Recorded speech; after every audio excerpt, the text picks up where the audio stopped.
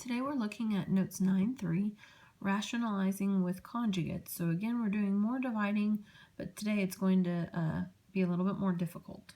So I want to review you that if you have two binomials that look like this, where one is 3 plus square root of 2, and the other one is 3 minus square root of 2, since everything's the same except for this is plus, this is minus, these are called conjugate pairs. You should remember this term. Okay, so when I go ahead and multiply this out using the FOIL method, 3 times 3 for first is 9, and then the outer is 3 times negative square root of 2, so that'd be negative 3 square root of 2, and then the inner would be square root of 2 times 3, which would be 3 square root of 2, and then the last, square root of 2 times negative square root of 2 would be negative square root of 4. Okay, and then I'm going to combine my like terms. So I would have 9, and then these two here are my like terms. Negative square root of 2 and positive, negative 3 square root of 2 and positive 3 square root of 2 are the same but different signs, so they cancel. Okay, and then I've got minus square root of 4. Well, square root of 4, that's a perfect square, so that becomes 9 minus 2, which is then just 7. Okay, so what's so special about conjugate pairs is that they remove all radicals. Okay, what's always going to happen is that that outer and that inner is going to cancel, like what happened here. So essentially you just have your first and your last, and those will always end up being whole numbers like this. So we're going to utilize that knowledge today. So if I have something like 9 divided by 7 plus square root of 6, to rationalize this denominator, I'm going to use its conjugate pair, since that's going to remove all the radicals. So I'm going to multiply by 7 minus square root of 6 over 7 minus square root of 6, because that is this guy's conjugate pair. So when I do that on top, since this is only a monomial, all I'm going to have to do is distribute. So 9 times 7 is going to give me 63.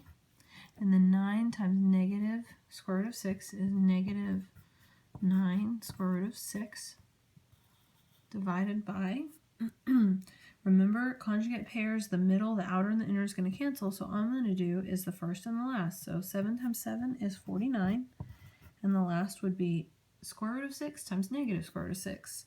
So that's going to be negative square root 36.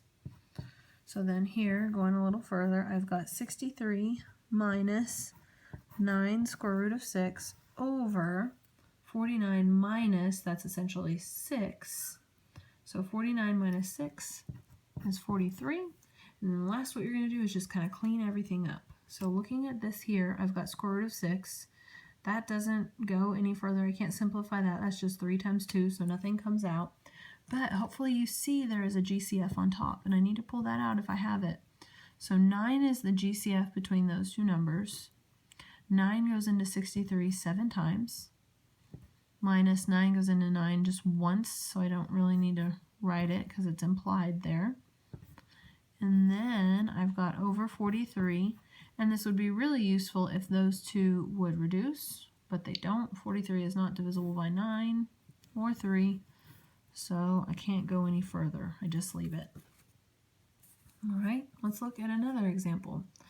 If I have something like negative 3 radical 5 over radical 7 minus radical 4, you have a couple of options. I notice that radical 4 is a perfect square, so it can be simplified to begin with if I want to, or I can just go ahead and multiply by the conjugate pair. It's really up to you. You'll get the same answer either way as long as you do it correctly. So since square root of 4 is such a small number, I'm just going to leave it.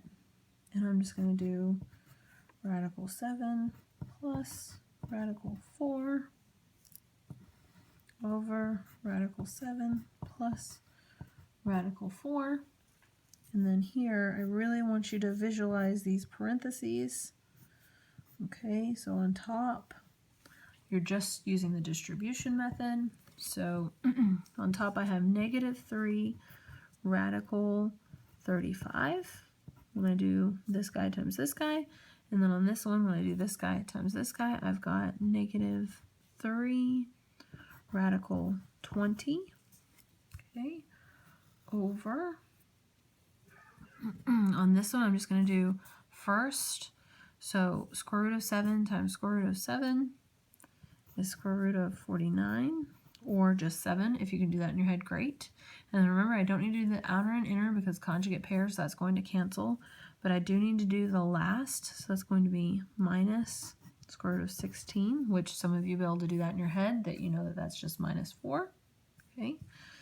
And then I need to clean this up quite a bit. So I've got negative 3 radical 35. And if you need to, off to the side, for this guy, I didn't mess with 35 because I know 35 is just 7 times 5, and both of those are prime, so I didn't go further. But looking at 20, you should be able to visualize in your head, or if you need to do it off to the side, that's fine. 20 is 5 times 4, and 4 is 2 times 2, so 2 comes out of the radical on that one. So this would essentially be, on that one, minus 6, because I have that 2 to multiply that's coming out. Radical 5 is the only thing left in the house, over, this is 7 minus 4, which is 3, but we'll come down, we have to do more anyway. So on top, negative 3 square root 35 minus 6 radical 5 all over 3. Okay, and on this one I have a GCF on top of 3, so I'm going to take that out. I've got 3 and then negative radical 35 minus 2 radical, oops, not a parentheses, radical 5 all over 3, and looky there, I've got a 3 that cancels with the 3 completely, so my final answer would be negative square root of 35 minus 2 radical 5, and that would be my final answer. Can't go any further with that one. All right, last example is something kind of similar, kind of different. So for whatever reason, the author of the book puts this type of problem in with these. So if you've got something like 4 plus cube root of x all over cube root x squared. So we've done something similar to this in the last lesson. This isn't a binomial on bottom, it's a binomial on top. So on this one, I still use yesterday's method. I don't need to use conjugate pairs because there's not a binomial on bottom. So I'm going to use yesterday's method, and on this, to get rid of, to rationalize the denominator, I need no more radical. So if I've already got x squared here, that's x times x, essentially, I need one more x because I'm looking at a cube root. So I need to multiply by cube root of x over cube root of x. And I guess this right here is why they group it in with the same lesson. Because here on this one, I'm distributing in. On top, I have a binomial.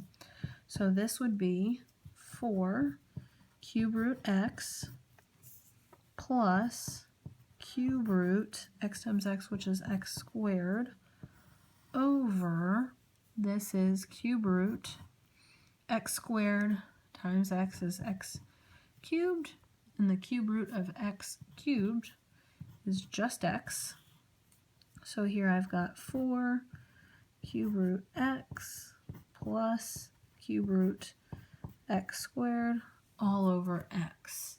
There's no GCF on top, there's nothing I can reduce or take out or get rid of, so on this one I am completely done.